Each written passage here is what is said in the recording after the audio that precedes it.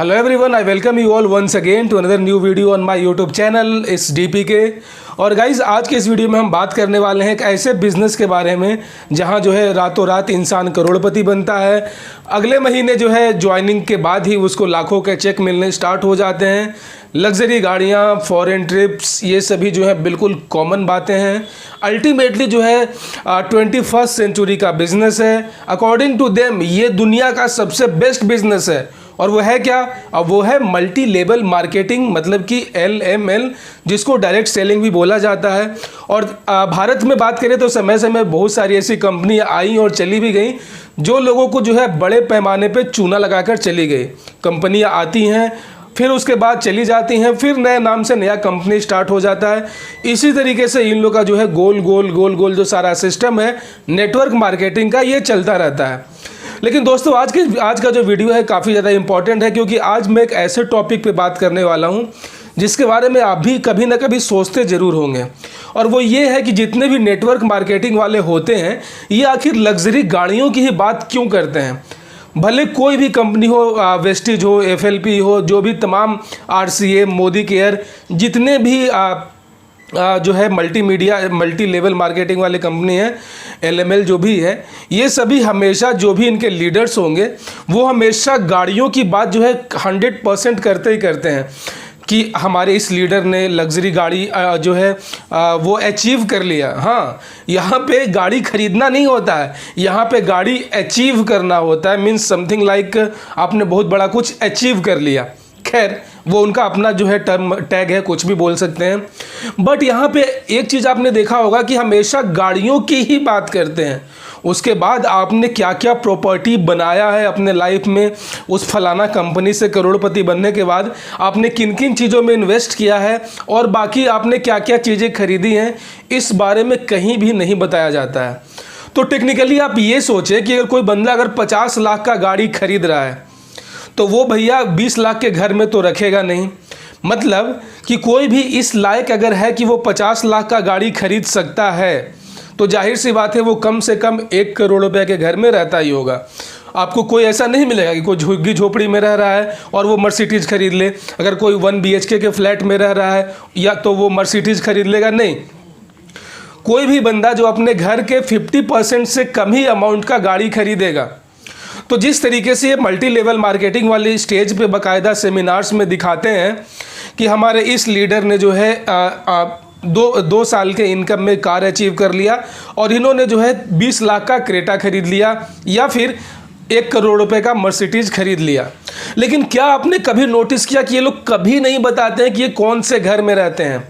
ये कभी अपने घर के बारे में बात नहीं करेंगे कि मैं इस फ्लैट में रहता हूँ, मेरा वहाँ पे प्रॉपर्टी है, या फिर मैंने किन किन चीज़ों में इन्वेस्ट किया है। मतलब ये कि अगर कोई 20 लाख का गाड़ी खरीद रहा है मेरे भाई, तो कम से कम वो 50 लाख रुपए के घर में तो रहता ही रहता होगा। कि कोई भी इंसान जो है पहले घर के बारे में सोचता है, उसके बाद जो है उसका सेकेंडरी ऑप्शन होता है कार।